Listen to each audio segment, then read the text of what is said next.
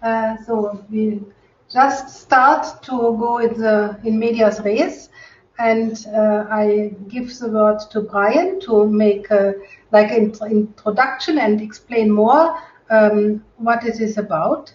Many of you know him already. He is a former Australian soldier and federal agent, the founder of Geneva-based Slave Free Trade, a non-profit working on leveraging the might of the blockchain to rid the world of slave labor.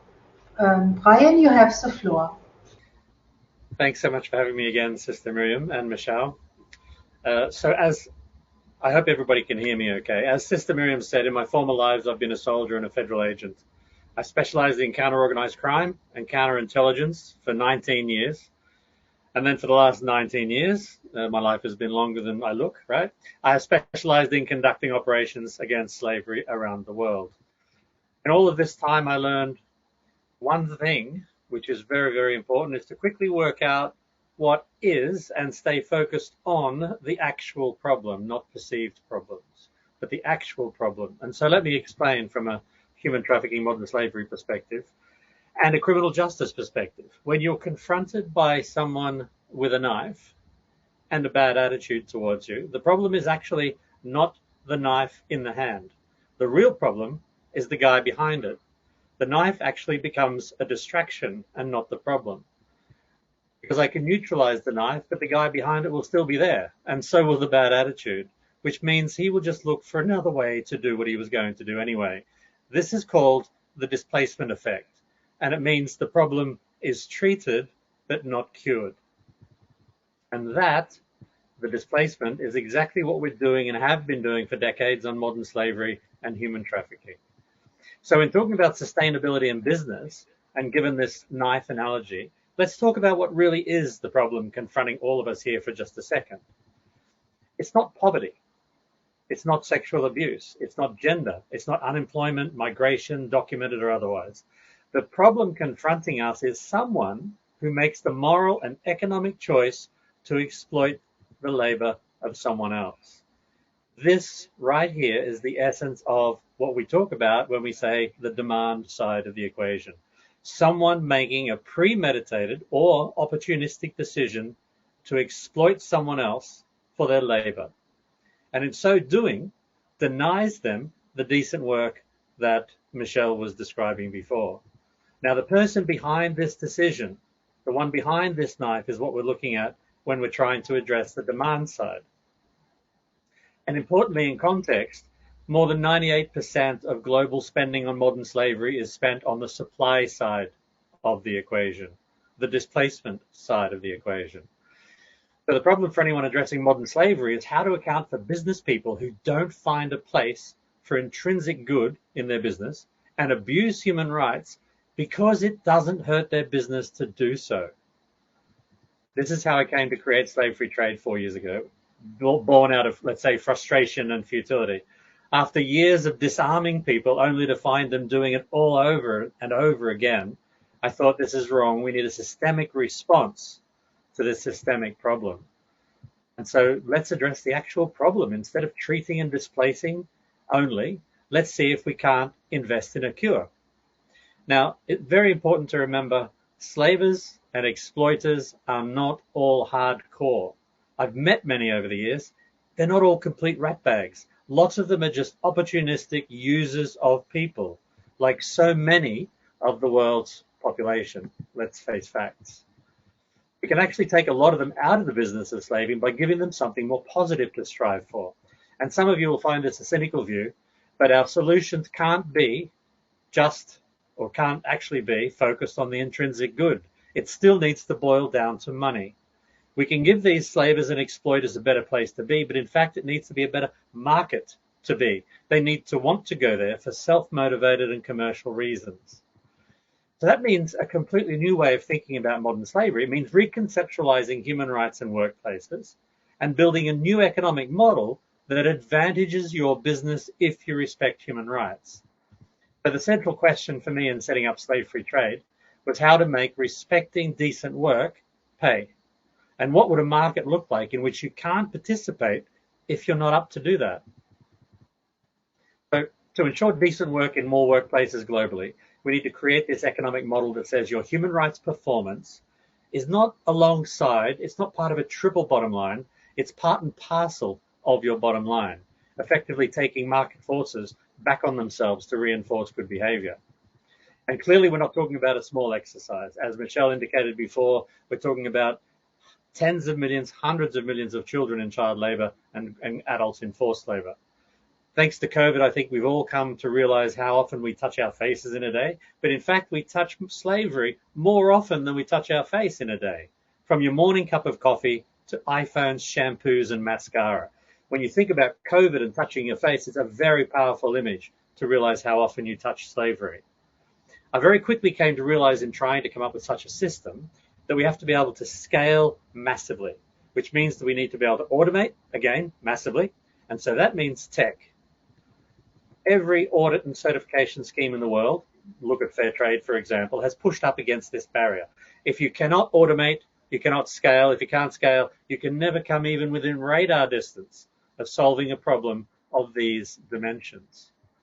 What we actually need to do is stop focusing on the negative. Slave-free trade is a completely positivist approach.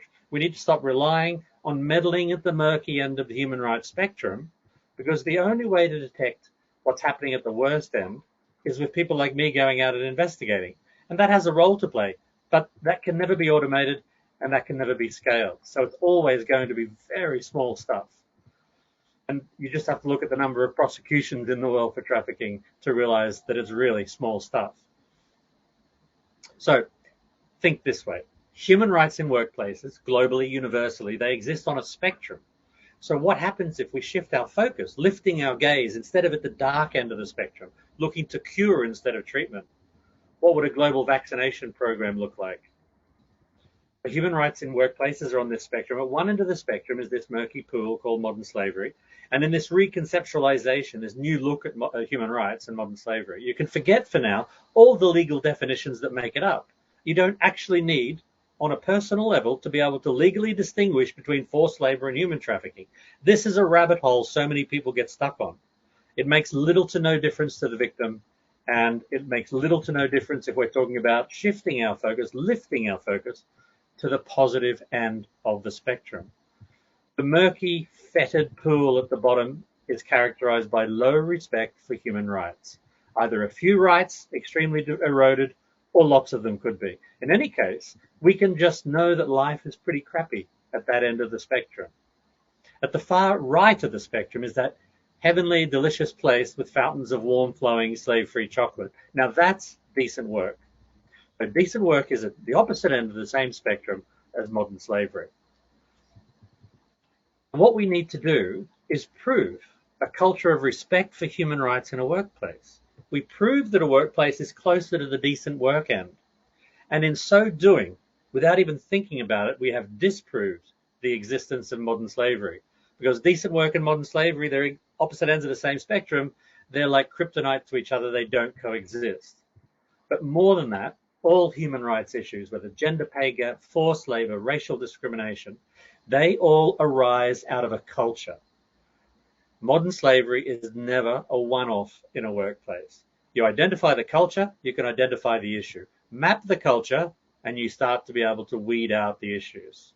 And the further towards the decent work end of the spectrum a workplace is, the less likely human rights issues are present. So that's what we needed to do. So to make this examination of workplaces possible, we first needed a standard to define decent work and the modern slavery spectrum. It might not surprise you to learn that just 4 years ago when I first started Slave-Free Trade, an effective framework that could be operationalized and defined decent work in real life didn't exist. We had to start it. We had to do it. So the first 2 years we spent doing that. We decided also at that point on principle that any such framework needed to be universal. I hope you will agree with me when I say that it is completely unsatisfactory for any model that says a plantation worker in one country should work in a workplace with a lower human rights standard than a high street retail worker in England or a banker in New York. We have a huge body of international human rights law, and our rights are universally agreed. We don't need new law. And yet, despite the presence of this agreed international law on the matter, it's a sad characteristic, let's say, of the global business world, that the agreed international body of law is a day-to-day irrelevance. I'm here to tell you, I've heard from thousands of businesses, they just say human rights is not on their agenda. But one of the reasons for this irrelevance is that it's so esoteric, as you all know. It's not operational. If you think most organizations understand their international human rights obligations, if you go in to ask someone at H&M their international human rights obligations, you'll find about 2 people know. You're seriously deluded if you think workplaces or businesses understand this. And if you think they have the means to operationalize human rights treaties, completely mistaken. So we need to bring something into reality, something very operational, to make businesses understand what we actually mean by human rights in workplaces. So we decided on a universal operational definition and framework. And so we picked all of the points of existing universally agreed international human rights law that relate to workplaces' rights and conditions. As I said, we don't need new law. All the rights are there actually in the international framework. And so we arrived at a set of 10 principles for decent work, ranging from no forced labor to equal pay, no discrimination, occupational health and safety, and so on. And so these 10 principles, they work in a cascading fashion. Underneath each is a handful of human rights conditions. And if you comply well with all of those principles, you have an objectively really good workplace. I like to use the phrase that human rights is the new HR. I mean, it's really what human resources should always have been, right? It's much more important to know that you don't have gender pay gap or racial discrimination in a workplace than it is to know that you've got Nespresso capsules available. So to make it operational, we then had to take a next step, rationalizing these 10 principles that canvass 25 individual human rights issues. But we faced a problem. We need to get it out to those who can tell us what is really going on in a workplace. That means everyone in workplaces needs to be asked, quite simple. Just like I do when I go to investigate. I ask everybody I can how their life is. So under each condition is a handful of indicators. These are the things you look for during an investigation. So we finally arrived at a global set of 100 indicators for a human rights friendly, slave-free workplace. Someone's going to ask me why 100. It's quite simply because 1 is too few and 1,000 is too many to operationalize. So we needed to go well beyond any of the existing certification and audit standards, for example, and social sustainability standards. Every existing standard for this so-called S in the ESG is based entirely on what we could call the corporate view. If you want to look at any existing model of certification, from B Corp to Dow Jones to Global Reporting Initiative, Fair Trade, all of the sustainability ratings agencies, and even the consumer apps that are out there telling you you can smile when you buy that polyester dress, their evidence is pretty much just the corporate view. I'm not saying we don't capture the corporate view, but it has to be corroborated by the people who are in the workplaces. They're ultimately the best arbiter of their conditions. So how do we know what the pie tastes like under the crust? We have to do what almost nobody else does. We ask those who are eating the pie. So at Slave Free Trade, what we do is we have a process.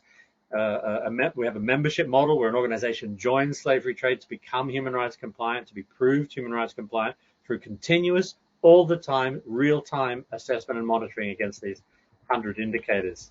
Let me summarize 2 important core processes we call values alignment and workforce assessment. Values alignment is the corporate view, making sure a company has all the policy tools it needs to fix things when there's a problem. And workforce assessment is obtaining the individual view. So this is about we ask every single person in every single workplace about their conditions on a continuous monthly basis. So we're getting a real 360-degree view of what's going on in workplaces from the people in the workplace. And we corroborate that against the corporate view. Thank you, Brian. Thank you very much. And I think it will be also interesting. We have later a time for question and answers. So, you will be able to answer if there are questions, and I think there will be. So I found it very interesting because you just started with like a back count, the systemic response to a systemic problem. And also you said to focus on the positive. It's much better to have human rights at the workplace than that you have some cheap coffee there. So you explained to us the real root cause. A question about systemic change. At some point in history, the evolution of economy derotated so that today modern slavery and indecent work is possible and in some way profitable. Clients are used to cheap products, and people with little income may not be able to afford to pay fair trade products. Medium-sized companies may need to reduce production or labor costs to stay competitive. They may be in the dilemma not to be able to offering decent work. What would be the starting point to change the whole system? That's like asking the answer to life, the universe, and everything. That's the very big question, right? 42, I think, is the right answer, by the way. So, tackling this question is exactly why I started Slave Free Trade, right? So when I go back 20 years ago, working on a slavery case, on my first forced labor case and child labor case, was actually a 12-year-old boy shot in the head and dumped overboard from a prawn boat. Now, one of the interesting things I found from that investigation was that the prawns from the boat the boy was on, he and two friends were shot and killed for those prawns. The prawns sold at the first point of sale for the same price as the prawns from a boat next door, where it was a family boat and everybody was treated well. There is no differentiation from the very first point of sale to the end. Slave-free and slave-made are not a different price. The market, the value chain is completely blind to the conditions under which things are made. So it's not about cheap. It's not about expensive. A high-end luxury brand scarf can be made with as much forced labor or child labor as a $14 scarf. It just has a 4,000% markup. So we're not talking about. So I would say divorce yourself from the idea that it's about cheap. The $14 T-shirt is still a $14 T-shirt if everybody in that value chain gets what they should be paid. If you break down the contribution to the value of the $14 T-shirt to the labor costs involved in making it, you could triple the salaries of the people who are making the T-shirt and have no obvious effect on the $14 price tag at the other end. And let's also consider that of the $14, 61% is going to the H&M or Zara, whoever they are, right? So even if they had to cut themselves to 60.2%, you could still triple the wages of everybody involved in making the shirt. So it's not about the cheap things only. That's not a big issue. What we need to do is incentivize the bringing together, the coming together of human rights and the bottom line, so that your bottom line becomes dependent on human rights. Because otherwise we have the same situation that we would have in the financial industry, which is that people have no moral compass. And unless we make their bottom line human rights dependent, they're not going to change. I mean, you look at the bankers that are doing the things that Professor Cheney was talking about. I mean, these people are crap. They're doing dreadful, toxic things. They've lost their moral compass. They have no conscience. What they care about is money. So we have to forget about the intrinsic good. We can't talk about the intrinsic good to these people. What we need to be saying is that your bottom line, because we've got CEOs, shareholders, government legislation, consumers, investment management firms, we've got all of these stakeholders saying human rights is now part of your bottom line. Get it right or we don't buy from you. Public procurement agencies have a key role to play in the same thing, right? So bringing all these demand actors together, these target audiences together, investors, public procurement firms, government agencies, legal firms, consumers, bringing them all together to do their little bit to push demand is the only thing we can do. We need to join up demand, because at the moment demand is completely disaggregated. Even from one consumer to another, demand is completely aggregated. H&M, they do a great job of dividing consumers. This is what they do. That's part of the business model. so that the consumers never come together against H&M in any kind of numbers that make a difference to them. So joining up all the actors who can provide demand on this, and it's the same in the finance world, this will be the only thing that creates change, to be frank. Bring the human rights and the bottom line together so that the bottom line is dependent on human rights performance. That's where we need to go. And it's big, right? That's 42. So now there's another question, and it said in Germany there has been a political initiative called Lieferkettenschutzgesetz. That means it is a protection law for supply chains. Do you think that this could be a model for further change? There we go. Yeah, so the new German supply chain due diligence law has come out, along with France has had one for a long time. Norway just did one. Many countries are developing them. They're a very important part of one of these, what I mentioned before, demand drivers, right? So suddenly, 90% of businesses that the German government themselves said were not human rights compliant companies, they have a law now that the German government can potentially use to push them in the right direction. We get told quite often by people within companies who want to see change that there is a need for a law because they, within their company, don't have the power to bring the company along. They point to it and say, well, we need a law because then we can go to our CEO and say, we need a law. There's a law. And so they kind of need support within companies to be able to bring the company along. Shareholders can start to mobilize around laws like this. Bad scandals and bad publicity comes from when there's a law. Breaking a law is much more serious than an ethical break. So the law is important as a single piece of a very large puzzle of demand that forces businesses in the right direction. That's what I would say about that.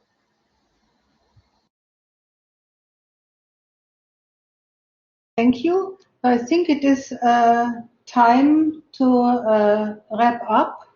I would like, there are two questions, and I think they are the questions of the world, and maybe everybody of you could say one sentence to answer it, because with this you will answer all the problems.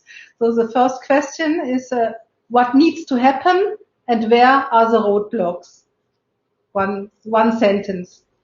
Whoever wants to start.